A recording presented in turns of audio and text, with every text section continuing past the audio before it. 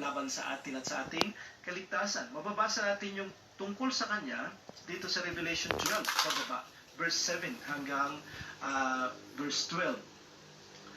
Sabi niya, nagkaroon ng pagbabaka sa langit. So nagkaroon ng giyera sa langit. Sabi niya, si Miguel at ang kanyang mga anghel ay nakipagbaka sa dragon. So mayroong giyera, si Miguel, yung arkanghel ito. Okay, at yung mga anghel niya ay nakipaglaban sa dragon at ang kanyang mga anghel ay nakipagbaka. Okay? At hindi sila nanalo, yung dragon at yung kanyang mga anghel. At hindi na sila nandun pa sa langit, hindi na sila sumpulan pa sa dako sa langit. So mayroong giyera sa langit. Okay, doon nagsimula yung giyera na ito.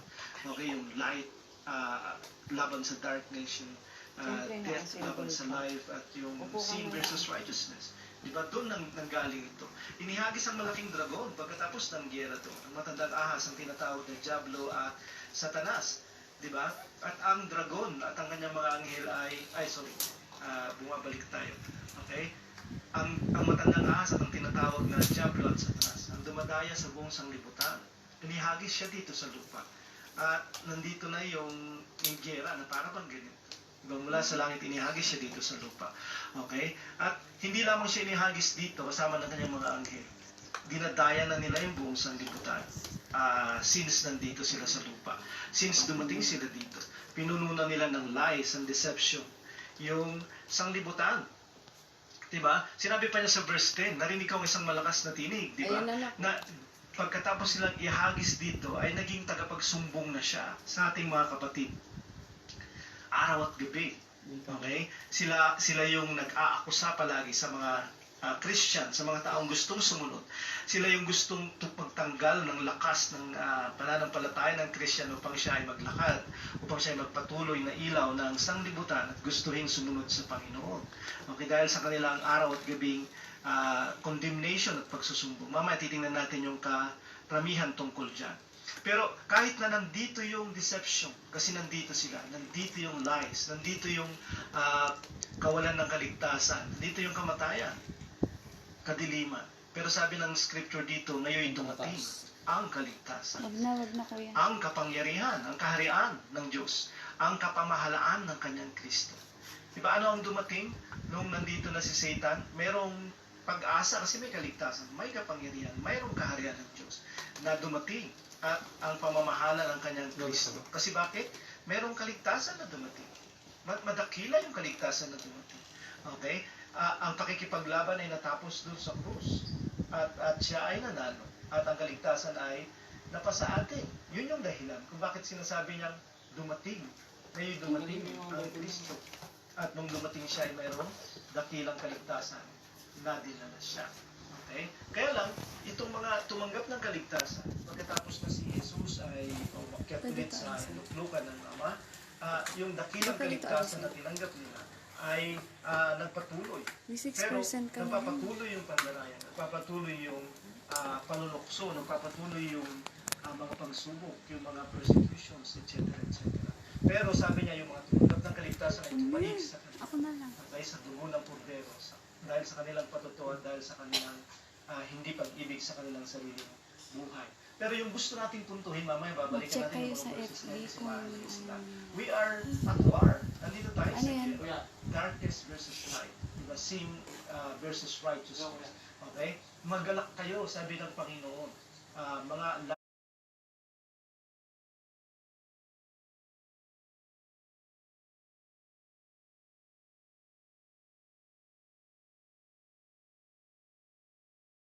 langit at kayong nagsisicomparison dito ng mga nagagalak at yung mga hindi nagagalak.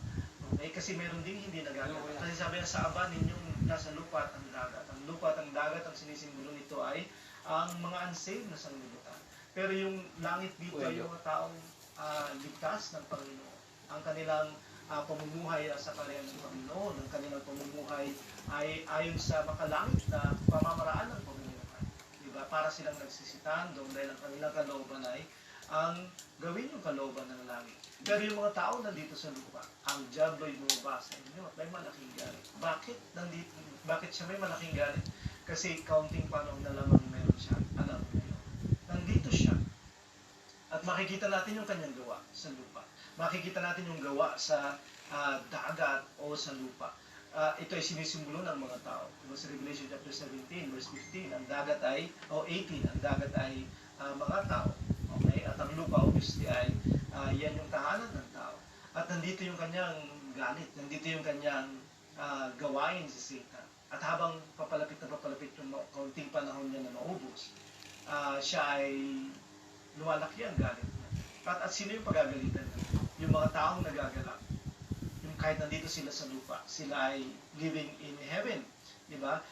Kaya lang yung mga taong yun at si Satan ay merong giyera. At ito yung giyera na nag-originate pa sa langit nung nabasa natin kanina.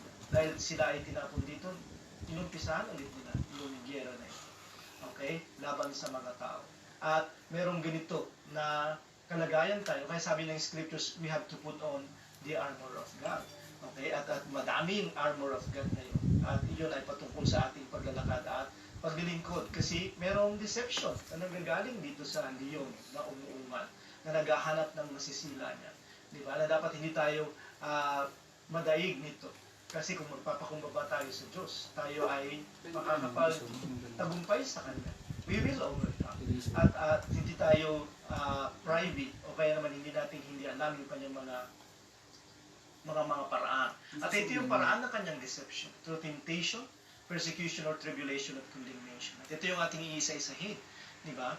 At kailan ito nagsimula? Ito yung ginawa ng kanyang mga kampunan si Satan. Kailan nagsimula itong temptation at yung kanilang deception dito? Nagsimula siya mula doon sa pagbagsak ng tao ni Adan at ni Eva sa kasalanan. At simula noon yung tao ay at war, di ba? Sa pamamagitan ng deception. Sa Genesis 3 verse 1 to 6, makikita natin na kinain ni Eva yung sinabi ni God na huwag nilang kainan na puno. Kasi nakita niyang mainam kainin, nakalulugod sa mata, at nakakapagpapantas, nakakapagbigay ng kaluluhan. Diba? Good to eat. At ito ay pleasing to the eyes at make you wise. Okay? At nandito yung kanyang temptation sa kanila at sila ay bumagsak. Sinubukan din niyang gawin ito kay Job. Okay? Si Job, na siya ay righteous na tao at merong takot sa Diyos. Pero ang sinasabi dito, nagkaroon siya ng hindi makatwirang suffering, di ba? At makikita natin kung saan siya nag-suffer. Okay, tinanggalan siya ng mga properties, at namatayan siya ng pamilya, nagkaroon siya ng problema sa kalusugan. Okay? Nagkaroon siya ng problema sa kanyang properties, sa kanyang family, sa kanyang health. At ito yung kalagayan ni Job. At ito yung gawain ni Satan. Okay? Hindi lamang siya nagtitempt. Siya ay nagpe-persecute at nagbibigay ng tribulation, ng mga paghihirap, okay, sa buhay natin. At yung sanglibutan ay ginagamit niya. Yung mga tao at mga bagay at mga kalagayan sa sanglibutan. Kaya sinasabi sa 1 John 2, verse 15 to 17, na merong kagustuhan yung laman, okay, sa mga taong nasa sanglibutan. Merong kagustuhan yung mga mata, at merong kapalaluan sa buhay. At ito yung kanilang, ito yung ginagamit ni Satan para bumagsak yung sangkatauhan. Bumagsak even, dahil ito ay warning, ng mga taong righteous katulad ni Job. Pero paano tayo makakapagtagumpay sa laman at mga kagustuhan nito? Paano tayo makakapagtagumpay sa sanlibutan? Diba? Simple yung sinabi ng Panginoon. Okay? Dumating si Jesus Christ ang tagapagligtas. Pero hindi lamang siya dumating. Dumating din yung Espiritu Santo na pwede na nating lakaran. Hindi lamang yung ginawa ni Jesus Christ sa krus, kundi yung ibinigay na katwiran at buhay at kabanalan ng Espiritu Santo na pwede nating lakaran upang tayo makapagtagumpay, upang tayo ay makapagpatuloy, upang tayo ay manatiling nag-aalam, hindi lamang sa Panginoon, kundi yung ilaw natin ay ganun din. Hindi lingid sa atin na kahit si Jesus Christ ay sinubukan yung ilaw, yung liwanag na dumating, di ba? Kaya tayo Christ-like. Kasi yung buhay ni Kristo ay liwanag ng mankind o ng sangkatauhan.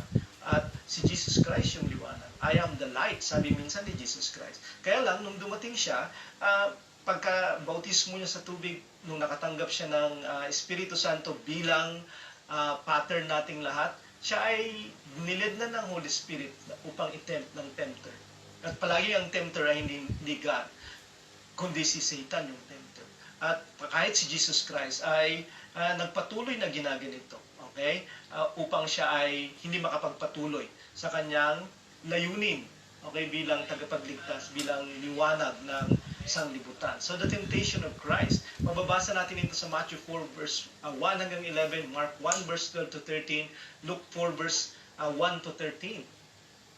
Ano yung mga tempt ni Satan kay Jesus? Gawin mong tinapay ang bato kasi siya ay nagpa-fasting dito ng 40 days. Okay? Pangalawa, magpatihulog ka. Dinala niya sa pinakamataas na bahagi ng templo. At sabi niya, ililigtas ka naman ng mga anghel mo. Literal na sinabi niyang, commit suicide. Okay? Kasi ililigtas ka ng mga angels. At yung pangatlo, sabi niya, ibibigay ko sa iyo yung mga kaharian. Dinala siya sa mataas na bundok. At sinabi sa kanya ni Satan, nakikita mo ba yung mga kaharian na yan at yung kanilang mga glories? I will give them all to you. Just worship me. Okay, just worship me. Pero itong mga tatlo-tatlo na ito, na mga pandaraya niya, mula kay Satan, mula kay Adam at kay Eve, kay Job, di ba? Kay Jesus Christ dito, at maaaring pwede nating nakita kanina kay John, na winawarningan ni John, yung mga Christians doon, ibig sabihin tayo, lahat ng ito ay nangyayari sa atin. Kwento, hindi lamang ito ng temptation ni Christ, kundi ng body of Christ. Hindi lamang ito temptation ni Job, kundi lahat ng righteous na magpapatuloy sa Panginoon. Hindi lamang kina Adam at kay Eve, kundi lahat ng mga anak ng Diyos. Sila ay i-deceive sa pamamagitan ng mga bagay na ito. Okay? So, kwento din ito, temptation din ito ng Israel, katulad ng dinidiscuss natin nung nakaraang linggo. Okay? Yung buhay ng Israel. Sila din ay tinukso doon sa ilang. At kwento din nila ito. Interestingly, kasi si Jesus Christ, siya ay tinukso nung nasa ilang siya. At si Jesus Christ ay sinabihang, kumain ka, kaya lang gawin mo yung bato na tinapay. Sila din ay nagreklamo pagkatapos nilang lumabas sa Egypt dahil wala silang pagkain. Diba? At nag-provide si Lord ng tinapay. At eventually sabi ni Jesus, ako yung tinapay ng buhay. Okay? Minom sila kasi sa bato kasi sila ay nagko-complain. Kasi wala silang tubig. At pinainom sila ng Panginoon. Okay, mula sa bato o kaya naman mula doon sa kahoy na ginawang yung mapait na tubig ay naging sweet or mapakla. Bakit ko sinabi na yung temptation of Jesus Christ in the wilderness ay temptation din ng mga Israel in the wilderness? Kasi lahat ng isinagot ni Jesus Christ dito sa mga temptation na ito ni Satan. Gawin mong tinapay ang bato, magpatihulog ka, ililigtas ka naman ng mga anghel, ibibigay ko sa iyo ang mga kaharian, sambahin mo ko. Ganyan din yung kalagayan ng Israel habang sila ay nagpapatuloy doon sa 40-year journey nila from Egypt to the promised land in the wilderness. Sila din ay nagko-complain dahil sa kanilang mga pagkain, dahil sa kanilang provision, di ba? At si Lord ay nag-provide si Lord ng clean, okay, na mga pagkain para sa kanila araw-araw, at nagbigay sa kanila ng tubig mula sa bato. Okay? Gawin mong tinapay ang bato, di ba? Yun yung sinasabi na. Eventually, yun yung si Jesus Christ na dumating, ang bato na naging tinapay, the bread of life para sa kanila. Kasi siya yung kanilang source at siya yung ang kanilang reservoir sa lahat ng kanilang mga pangangailangan. Magpatihulog ka, ililigtas ka naman ng mga anghel mo. Okay, hindi lamang sila niled ng angel, kundi iniligtas sila ng Panginoon. Kasi yung mensahe na yon, yung spirit na yon, na yung bato na yun, na kasakasama nila palagi doon sa 40-year na travel nila, ay ang Panginoon. Iniligtas sila ng Panginoon. Hindi lang literal na angel. At hindi sila napahamak. Okay? Hindi katulad ng inisip nila, ito ay kamatayan, di ba? Wala na bang libingan sa Egypt, kaya dito mo kami lilibing sa... Kasi sa palagi nila yung pagsunod sa Panginoon ay suicide. Kasi ikaw ay maghihirap, ikaw ay mawawalan, ikaw ay mauubusan, ikaw ay mapapahamak. Pero hindi ito suicide. Ito ay salvation, ito ay kaligtasan. Hindi ito kaligtasan mula sa isang persona lang, kundi sa Diyos mismo galing. Ibibigay ko sa iyo ang kaharian. Saan sila papunta? Yung Israel, to the promised land. At eventually, doon itatayo ng Panginoon yung kanyang paghahari sa time ni David. Di ba? At hindi para sambahin, o hindi ito mangyayari dahil sasambahin nila si si Satan, di ba? Ginawa na nga silang magreklamo ni Satan, tinempla silang magreklamo, di ba? At huwag pumunta doon sa paghahari ng Panginoon, huwag sumunod sa paghahari ng Panginoon, kundi bumalik na lang doon sa Egypt na sila ay pinaghaharian ng ibang god. Okay? Pero sabi ni Satan dito, ibibigay ko sa iyo yung kaharian. Di ba? Punta na sila sa promised land. At doon ay sasambahin nila yung God. Okay? At ang lahat ng ito ay sinagot ng Panginoon mula sa Deuteronomy. Yun yung time na nandun sila sa ilang. Kaya nga sila yung unang-unang tinim. Di ba? Ang Israel, di ba? Ang sagot ng Panginoon sa gawin mong tinapay yung bato, hindi lamang sa tinapay na bubuhay ang tao, kundi sa bawat salitang lumalabas sa bibig ng Diyos. At ano yung lumabas sa bato? Yung tubig, yung blessing. Ano yung lumabas mula sa langit? Yung tinapay at yung quail, karni ng pugo, yung ibinigay sa kanila ng Panginoon. Di ba? Makalangit yung magtutustos sa kanila. Galing sa langit yung tutustos sa kanila. Okay? At sabi niya mula sa salita. At ito yung pinaka mainam sa lahat kasi mula sa kanyang pangako. Mula sa mga salitang binitawan niya na gagawin niya para sa atin, lalong-lalo na kung ang mga salitang ito ay para sa ating kaligtasan at kapakanan. Anong sabi niya? Nung sinabi ni Satan na ibibigay ko sa iyo yung sanglibutan o yung mga kingdoms tapos sambahin mo ako, sabi niya, huwag mong tuksuhin ang iyong Diyos. At doon ay tinukso nila sa ilang beses din ang tinukso yung God doon, di ba? At ginagawa nila yung gawain ni Satan kasi sila ay under sa influence ni Satan. Sila din ay manunukso. Pero sabi ni God, huwag mong tuksuin yung Diyos, di ba?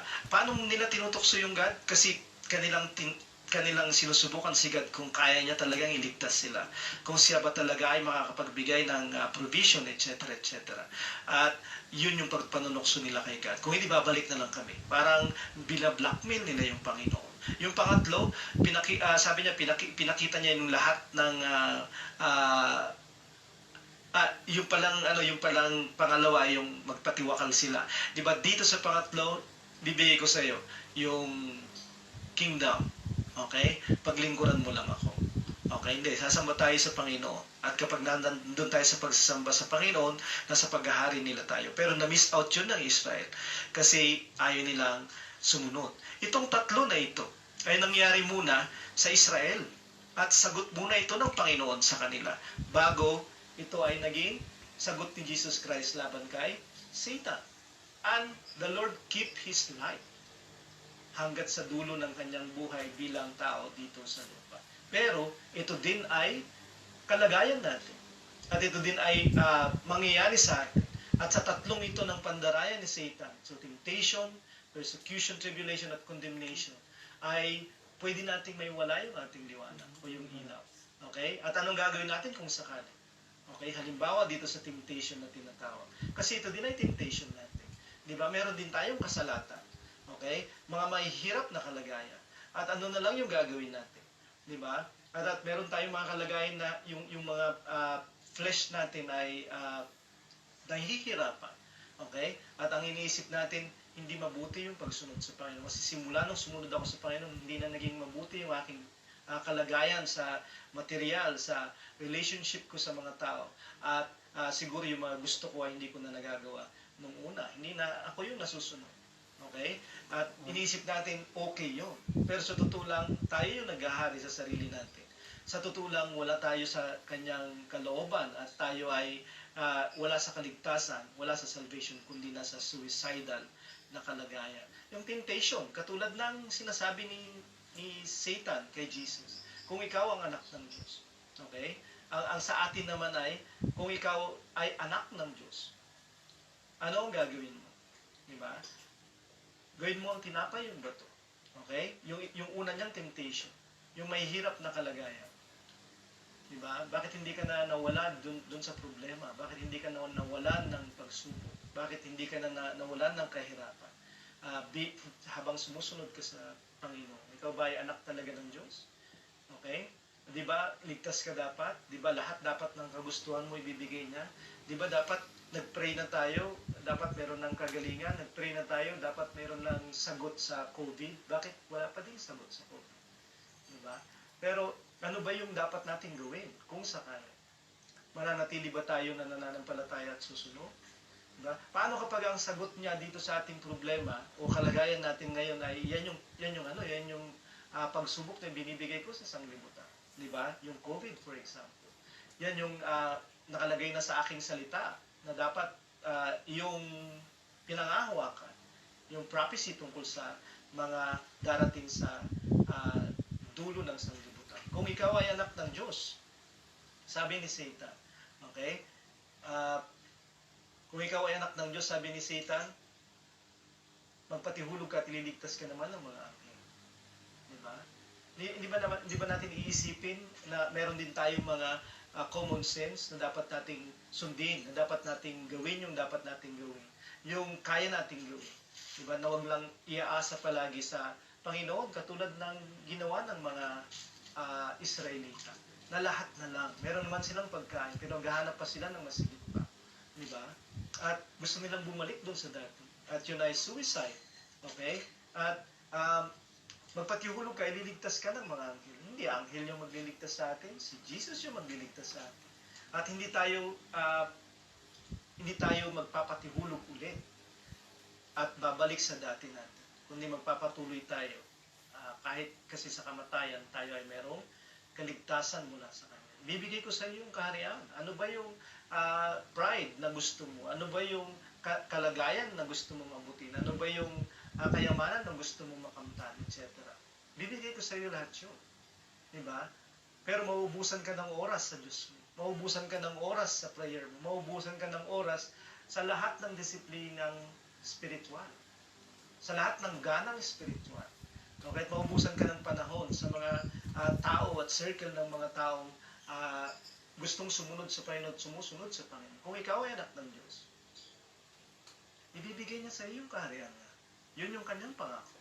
At sasambahin mo siya, hindi lamang pagdating dun sa kaharian, kundi dito, sinasamba na natin siya.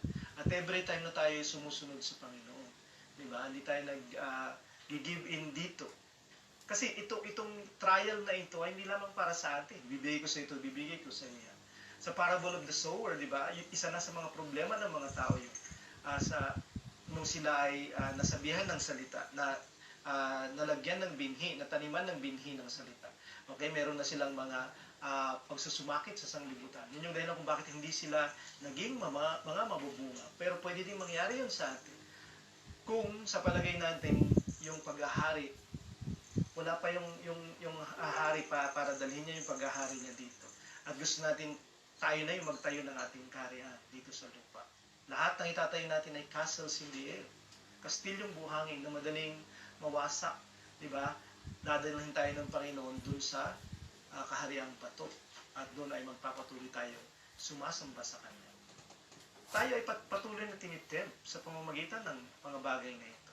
O kung hindi naman, tayo ay katulad ni Job na pwedeng mawalan ng pag-aari, magkaroon ng issue tungkol sa laban sa pamilya niya. Hindi lahat. Okay? Or sa kalusugan niya. Diba? Tribulation at persecution at health problems. Kasi galing din kay Satan. Katulad ng ginawa niya kay Job. Nawalan si Job ng mga pag-aari. Nawala lahat ng kanyang mga negosyo. In one go. Nawala lahat yung kanyang mga nangyaman. In one go. Yung kanyang mga anak ay namatay. 10 sila. In one go. Lahat ng kanyang mga pinundar ay naubos in one go. Yung kanyang asawa ay hindi din nakakaintindi sa kanya. At eventually, siya din ay natangay ng trials. At inuutusan niya si Job na, huwag mo nang sambahin yung God na yan. Diba? Mas maganda pang pagsalitaan mo na siya ng masama. Huwag ka lang manampalataya. At eventually, pati kalusugan ni Job, nagkasakit si Job.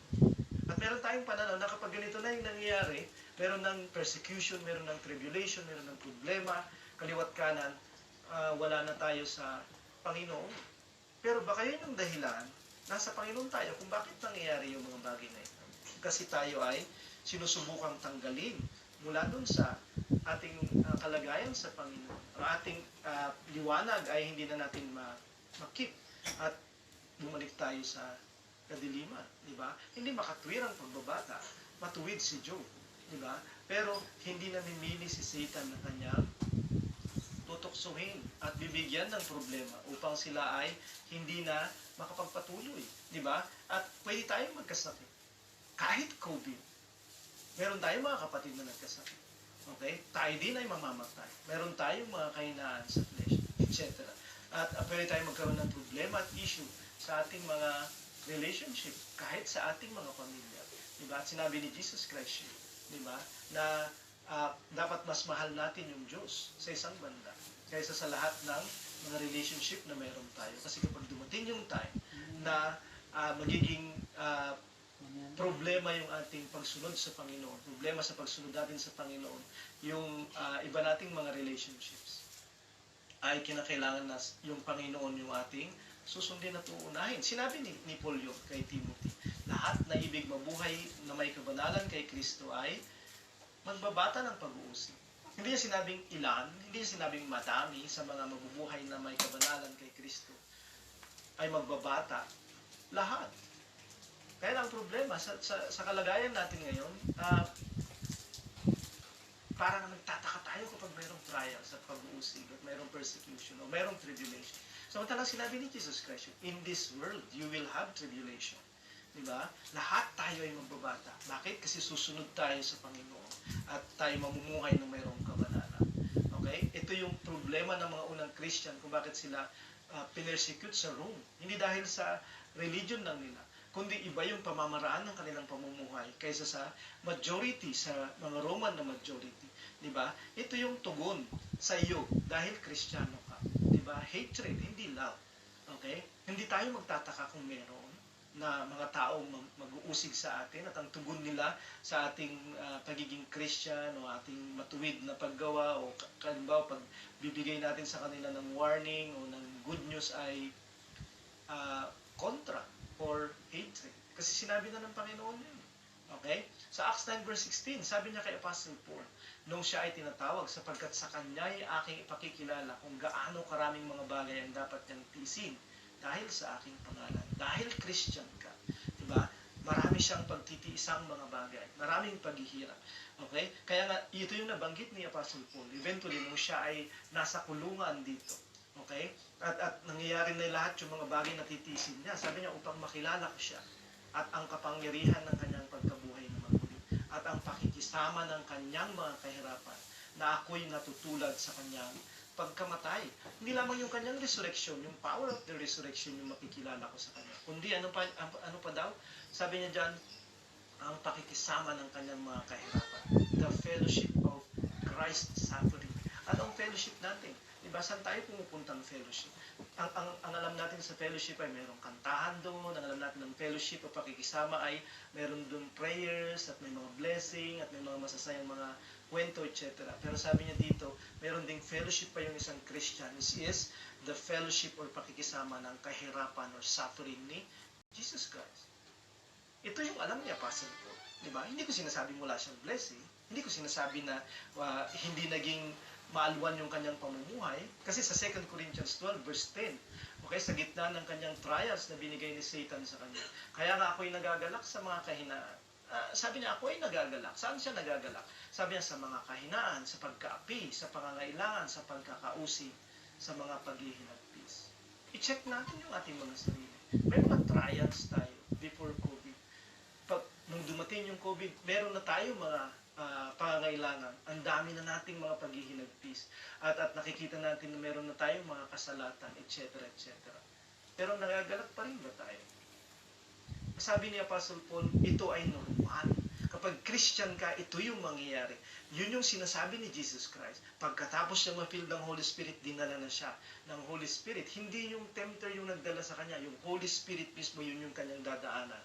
Upang mapagtagumpayan niya yung dapat niyang mapagtagumpayan at lumago siya sa pananampalataya at sa pag-ibig, sa biyaya at sa kaligtasan niya sa Panginoon. Sabi ni Apostle Paul dito, di ba? Kasi siya ay walang problema dito. Ang dami niya mga revelation. Pero sabi ni God dito sa kanya, upang hindi siya magpalalo, pinayagan yung angel ni Satan upang siya ay tampalin. Okay? At pray lang siya ng pray. At kinakailangan niyang ma-realize yung bagay. At 3 times din siya nag-pray katulad ni Jesus Christ nung nasa Gethsemane siya. Okay? At ang na-realize lang niya, hindi ko tatanggalin niya ang trials mo. Pero, malalaman mo na yung aking biyaya ay sapat sa iyo. sa kahinaan mo, yung kapangyarihan ko ay nakalaan. Kaya nung na-realize ito ni Apostle Paul, sabi niya, nagagalak na ako ngayon sa kahinaan, pagka may pangangailangan, pagkakausip, paghihinagpis. Nagagalak na ako, hindi dahil sa mga bagay nito kasi hindi sila nakakagalak. Nagagalak ako dahil kay Kristo. Ako'y mahina dahil kay Kristo. Diba? Kasi ang ibig sabihin ng malakas dito ay ikaw ay give in sa trials o sa temptation. Diba? Yung pagkaapi dahil ikaw ay na kay Christ. Yung pangangailangan dahil kinakailangan mong i-give up yung ilang mga bagay dahil kay Jesus. Inuusig ka dahil ikaw ay Christian. May paghihinagpis. Siyempre, merong trials, merong pain, merong emotional na turmoil dahil sa pagsunod mo kay Jesus. Pero sabi niya, ako'y nagagalak dahil kay Kristo. At kahit ano pa yung kalagayan ko, dahil kay Kristo ako ay magagalak. Dahil pagka ako'y mahina, ako ay malakas. Sabi din ni Peter, mga minamahal, huwag kayong magtaka tungkol sa mahigpit na pagsubok sa inyo, na dumarating sa inyo upang kayo'y subukin. Nawari ang nangyayari sa inyo, hindi karaniwang bagay. Pwede natin sabihin, di pangkaraniwan itong COVID, di pangkaraniwan yung economic crisis, di pangkaraniwan yung famine, di pangkaraniwan yung wala tayong trabaho, wala tayong sweldo, wala tayong mabibili. Baka, huwag kayong magtaka. Diba? Yun din yung sinabi ni Jesus Christ. Huwag kayong pagtaka na sinasabi ko sa inyo, be born again. Kasi parang kakaiba, parang hindi siya pangkaraniwan. Diba? Ganun din yung mga pagsubok. Ano pa sabi niya? Mga minamahal, huwag kayong magtaka tungkol sa maigpit na pagsubok na waring sa inyo ay dumarating upang kayo subukin. Na parang pangkaraniwan, di pangkaraniwan. Kundi magalak kayo. Bakit? Kasi karamay kayo sa mga hirap ni Kristo. Kasi tayo ay body of Christ. At kung tayo ay nasa body of Christ, ginagawa yung kalooban ni Kristo sa mundo at tayo naghihirap dahil doon. Dahil yun yung tugon ng sanlibutan sa atin. Tayo ay karamay lang sa mga hirap ni Kristo. Kasi ang paghihirap natin ay paghihirap ni Kristo. Upang sa pagkahayag ng kanyang kalalapian naman ay magalak kayo ng malabis na galak. Pero huwag kayong mag-alala. Kasi hindi puro ganyan yung kalagayan ninyo. Yun yung sinasabi niya. Sa verse 14, kung kayo mapintasan dahil sa pangalan ni Kristo. Di ba? Kung kayo mapintasan dahil sa pangalan ni Kristo. Meron kayong ganitong pagtuya sa inyo. Mapapalad kayo sapagkat ang Espiritu ng kalalapian at ang Espiritu ng Diyos ay nagpapahinga sa inyo. Paano nagpapahinga yung Holy Spirit sa atin? Paano hindi siya nahihirapan sa atin? Hindi siya nakakaramdam ng negative sa atin? Katulad ng sinasabi ng Ephesians chapter 4. Diba? Yung Holy Spirit doon ay nagigrieve. Paano hindi siya nagigrieve at nagpapahinga siya? Sa mga trials natin dahil kay Kristo. Diba? Tayo ay nakikitang kapahingahan sa Holy Spirit. Kaya sabi niya, huwag tayong magtaka sa trials. Huwag tayong magtaka sa persecution o tribulation. Sa mga pagdamay natin sa paghihirap ni Kristo. Kahit ano pa yan. Kasi si Jesus Christ ay namatay dahil sa kanyang paghihirap. Kahit sa kamatayan dahil sa persecution at pagsunod natin sa Panginoon. O kaya mapintasan ka lang dahil kay Jesus. Diba? Ayaw mo nang mag-pray sa harapan ng mga tao. Kaya mag-quote ng scriptures. O kaya naman sabihin yung tungkol sa kaligtasan. O yung tungkol sa na ikaw ay ligtas. Pupunta sa langit. At ikaw ay mayroong Diyos na dadating isang araw para sunduin ka. Nahihiya na tayong mapintasan dahil hindi ito yung paniniwala ng iba. Dahil tinutuyan nila yung mga paniniwala nito. Nagpapatuloy pa din yung giyera. Diba? O kaya sa trial na meron tayo, persecution na meron tayo ay mawalan tayo ng mga pag-aaral. Sabi sa Hebrews 10 verse 32, nagtiis kayo ng malaking pakikilaban ng mga pagbabata. Ito yung ating giyera sa pagbabata. War, battle of trials at saka persecution. Hebrews 33, naging isang katawa-tawa sa mga pagkasiphayo at sa mga kahirapan at naging kasama niya ang mga ganun din ang mga kalagayan. Diba? Hindi lamang ilan, kundi marami silang pinahirapan, marami silang nalungkot. Okay? At sila ay magkakasamang ganun din yung mga kalagayan nila. At sila ay nagtulungan sa isa't isa. Tinulungan nila yung kasama nila. Sabi niya diyan, tinanggap ninyo ng buong galak ng pagkaagaw ng inyong pag-aari. At kahit kunin nila yung pag-aari nyo dahil Christian kayo. At ilan yung mga nakaranas na dito sa atin dito sa Pilipinas? Sa Christ life. Wala. Dahil Christian ka. Pero sa ibang mga lugar, nung unang panahon, expected na nila yun. Di ba? Kasi si Satan ay, siya ay persecutor nila. Si Satan ay nagbibigay ng tribulation sa kanila. At eventually, lahat ay magiging ganito. Kaya nga, maaluan yung buhay ng Christian sa Pilipinas. Pwede niyang tawagin yung sarili niyang Christian, pwede niyang i-declare na Kristiyano siya sa publiko at tila baga walang problema. Okay lang. Di ba? At magpapatuloy lang siya na ganito. Kaya lang normal na mayroong pag-uusig kapag Christian ka. Normal na mayroong kalagayan kapag ikaw ay naglalakad sa Espiritu. Dahil mayroong banggaan na mangyayari. Dahil may gera. Kaya sabi ni Jesus Christ, sa mga huling araw, mangyayari ito sa mga Christian. Sabi niya, ang magtitiis hanggang sa wakas, ay maliligtas. Sila yung maliligtas. So mayroong temptation. Mayroong persecution unto the end. Pero keep your light alive. Keep your flame alive. Your zeal. Keep your life alive. Okay? Magpatuloy tayo sa buhay na ito. Kasi tayo ay nasa world of deception at times na favorite ni Satan.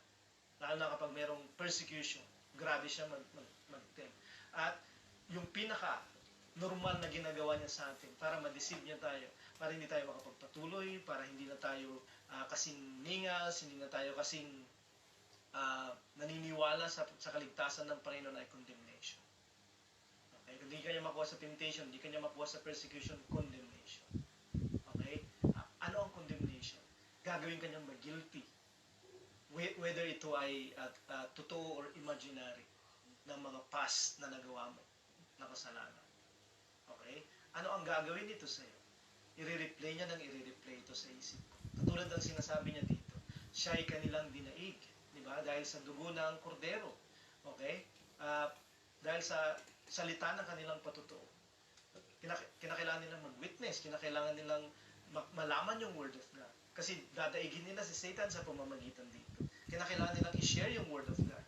Kasi dinadaig nila si Satan sa pamamagitan ng sharing ng word of God, yung patutuo ng kanilang, yung pagsasalita ng kanilang patutuo. Hindi nila inibig ang kanilang buhay hanggang sa kamatayan. Diba? Hindi sila suicidal, kundi handa silang magbuwis ng buhay. Martir sila. Hindi sila suicidal, sila ay martir for God, for their calling. At hindi nila iiwan. Kung suicidal man, yung manatili sa Panginoon, hindi nila iiwan yung Panginoon. At ganito yung nangyari sa mga unang Christian. At nagpapatuloy na ganito yung nangyari sa mga lugar na hindi invited at welcome yung Christianity. Diba? Pero yung gusto nating punto hindi ito. Yung isang pangdaig natin sa kadiliman upang manatili yung ilaw natin ay sa pamamagitan ng dugo ng kordero. Bakit mahalaga? Hindi lamang yung witnessing natin. Bakit mahalaga? Hindi lamang yung panghawakan natin yung salita at mga pangako ng Panginoon. Huwag nating imbutin yung ating buhay dito sa lupa. Dahil meron naman tayong buhay na walang hanggan sa susunod. Diba? Hindi lang yun, kundi dadaigin natin din siya at maghiningas pa din tayo sa pamamagitan ng dugo ng kordero. Kasi tayo ay magkakamali. Tayo ay makagawa ng kasalanan. Okay? Kahit sa ating pagpapatuloy sa Panginoon. Okay? Yun yung ating kalagayan bilang mga tao. Hindi dahil sa yun yung dapat nating maging kalagayan. Kundi merong pagbagsak sa ganito. Diba? Katulad ng sinasabi sa 1 John chapter 1. Diba? Nagsisinungaling tayo kapag sinasabi natin na tayo ay walang kasalanan. Pero kung tayo may kasalanan, siya ay tapat at banal na tayo patatawarin niya sa lahat ng ating mga kasalanan. Pero paano niya tayo pinapatawad? Dahil sa ginawa niya sa krus. Ang kabayaran ng kasalanan ay kamatayan at siya ay nag-alay ng kanyang dugo. At ang buhay ay nasa dugo. Yun yung pananaw sa Old Testament. Leviticus chapter 17. Diba? Na ang dugo ay alay sa altar upang ang mga walang kasalanan ay mamatay para sa mga guilty. Diba? Yung mga tupa, mga hayop na walang kasalanan. Ay malinis yung kanilang mga kasalanan para sa mga guilty na mga Israelites. Pero yun yung nangyayari sa mga Christian. Diba? Ang condemnation ay paulit-ulit. Diba? Paulit-ulit na i-replay niya sa isip natin yung mga ginawa natin. Hindi lamang yung ginawa natin, kundi yung pananaw na hindi ka na anak ng Diyos. Paano ka pa naging anak ng Diyos? Diba? Hindi lang hindi mo magawa yung bato na tinapay. Tinan mo pumapalya ka sa iyong pagsunod. At tinan mo pa ulit-ulit yung ginagawa mo. Hindi yan yung katuwiran, hindi yan yung pagiging anak ng Diyos. At yung guilt, a feeling of responsibility or remorse for some offense, crime, wrong, whether real or imagined. Pero madalas ang Christian ay ang guilt niya ay nasa imagine na kalagayan. Kasi kapag tayo ay nag-repent at tayo ay naniwala sa ginawa ng ating Panginoong Yesus sa dugo ng kordero, meron siyang paglilinis. Pero bakit karay-karay pa rin natin itong guilt na ito? Bakit kahit saan tayo magpunta, ano man yung marinig natin tungkol sa sin na mga statements o mga talk, parang meron ulit nag-judge sa atin. Sino yun? Sino yung paulit-ulit na nakakarindi na nagpi-play ng plaka ng iyong mga ginawa, ating mga ginawa sa nakalipas? At dahil doon, wala na tayong lakas sa pananampalataya na lumapit sa Panginoon, wala na tayong kasayahan at empty na tayo of His blessing, at hindi na rin tayo magana na sumunod sa Panginoon at magpagamit sa Panginoon. Kasi alam natin, hindi na tayo karapat-dapat sa purpose niya. Kung ikaw ay anak ng Diyos, di ba? At nagpapatuloy yun na umaandar sa isip natin. Ano yung dapat natin gawin? Ang sabi ni Jesus nung ganito yung ginawa sa kanya ni Satan, sabi niya nasusulat. Ano yung mga nasusulat? Diba? Tungkol sa atin. Wala na, tapos na ako dahil yung kasalanan ko ay sobrang malaki. Hindi. Lahat ng kasalanan ay kinamatay ng ating Panginoong Yesus sa krus. Hanggat kaya nating magsisi, 7 times 70, hanggat kaya nating manampalataya, tayo ay ililigtas ng ating Panginoon. Dahil sapat at sobra pa yung ginawa niya sa krus para sa atin. Pero bakit nagpapatuloy yung guilt? Pero bakit nagpapatuloy yung pag-uusig ng budhi? Bakit hindi lamang tayo inuusig sa ating physical, kundi yung ating emotions at yung ating isip ay inuusig palagi? Kasi merong spiritual na kapangyarihan na yun yung ginagawa niya sa atin. Pero ano yung nasusulat? Ano naman yung tinig ng Holy Spirit? Yun yung nakalagay sa scriptures. Diba? Na tayo ay merong kapatawaran sa minamahal sa bilang dahil sa dugo at kamatayan ng minamahal. Meron tayong kapatawaran sa kasalanan natin. Hindi lamang sa atin kundi ng sanglibutan din naman. Diba? Pero bakit tayo nagigilty? Nasa atin pa ba yung Holy Spirit? Naglalakad pa tayo sa Holy Spirit? Diba? Sa palagay ko, yun yung pinakamataas na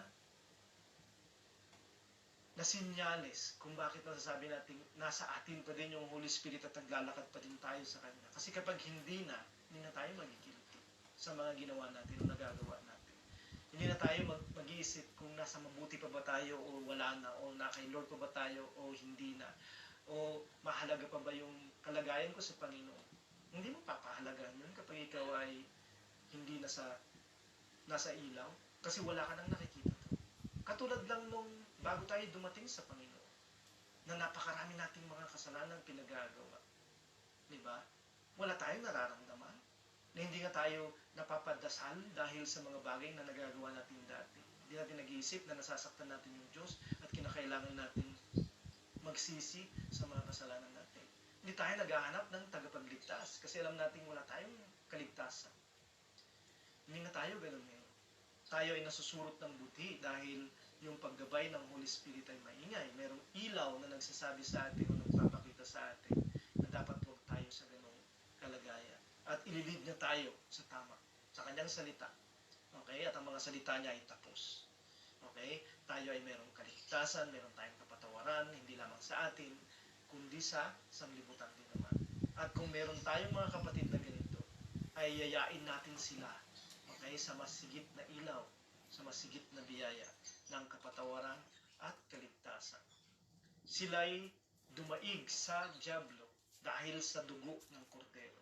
Dahil magpapatuloy silang ikukundina. Dahil sa mga past nila.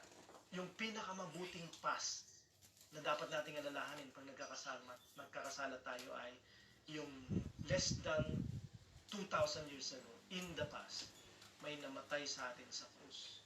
At ang namatay na yun ay nagbayad, hindi lamang ng isang kasalanan ng isang generation, kundi lahat ng generation, sa lahat ng panahon, sa lahat ng tao na mabubuhay dito sa sanglibutan. Yun yung dahilan kung bakit natin inaalala siya sa mga araw na katulad ng Sunday, upang ipagsaya ulit yung kaligtasan na dahil sa ginawa niya, hindi dahil sa ano man yung mga nagawa natin. Dahil sa ginawa niya, ano man yung mga nagawa natin, tayo ay mapapatawad, tayo ay malilinisan. Diba? Hindi lamang tayo ay nagsisisi, kundi mayroong nangyayari kapag tinitake natin yung mga elemento ng komunyon. Na by the way, kinakailangan meron na tayong nakalaan para pag gagawin natin mamaya ay ready na. Kaya nung sinabi niyang siya'y kanilang dinaig sa pamamagitan ng dugo ng kordero, kasi bakit siya nauna sa listahan? Kasi ito yung pinakamadalas. Dito niya tayo ina-attack upang hindi na tayo makapagpatuloy sa ningas ng ating kaligtasan hanggang sa dulo. Paano niya tayo dinadaig at sinusubukang daigin? Sa pamamagitan ng temptation, persecution at tribulation, at condemnation, upang yung mga ilaw natin ay hindi na makapagpatuloy hanggang sa dulo.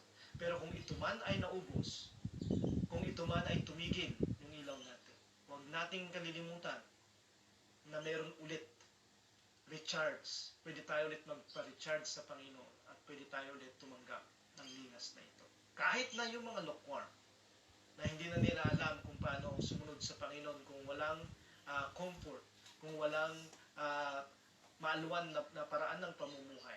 Kapag ganun ka na naging Christian at nagrereklamo na ka na sa Panginoon dahil sa kalagayan natin ngayon, diba? Yan yung ugali ng lukewarm na tao sa Revelation chapter 3. Diba? Pwede pa rin tayong bumalik sa pagniningas at pwede nating ma-overcome lahat ng mga trials at temptations na ito na pinapaningas pa, pinapalaki pa ng kaaway natin na umuungal na parang leon upang yung ating mga ilaw at liwanag ay hindi na makapagpatuloy hanggang sa dulo. Pero magpapatuloy tayo kasi kasama natin yung liwanag at siya yung magbibigay sa atin kapag tayo ay nauubusan o nawawala. Purihin natin yung Panginoon. Ama, nagpapasalamat kami sa hapon na ito na muli, Panginoon, sa simpleng mga salita mo ay nababanaag namin, Panginoon, ang aming mga buhay at nakikita namin, Panginoon, yung mga istasyon ng buhay namin na mayroong tukso, mayroong tribulation at persecution at mayroong mga condemnation. Itong mga istasyon na ito, Panginoon, na ginawa kami, Lord, na imbis na makapagpatuloy ay tumigil.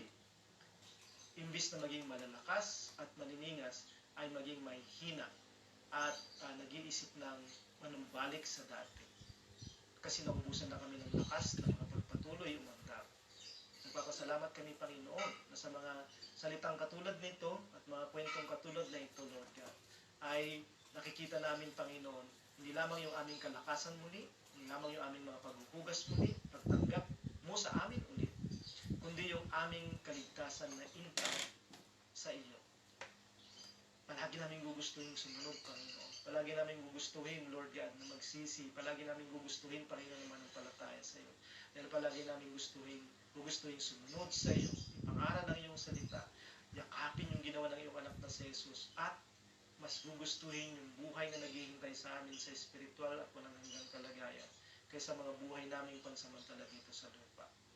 Dahil gusto namin ng iyong kaligtasan. Dahil gusto namin ikaw. Wala kaming liwanag, kundi wala ka. Ikaw, Panginoon, ng aming buhay, ng aming katotohanan, ng aming katwiran, yung aming buhay, yung aming pagkabuhay muli, lahat ng patungkol sa amin noon at hanggang sa walang hanggan. Ikaw lahat. At gusto namin, Panginoon, na may taas ka dahil ikaw ang lahat sa amin. Sa pangalan ng aming Panginoon Hesus. Amen. So tayo po ay pupunta sa komunyon at pakinggan lang po muna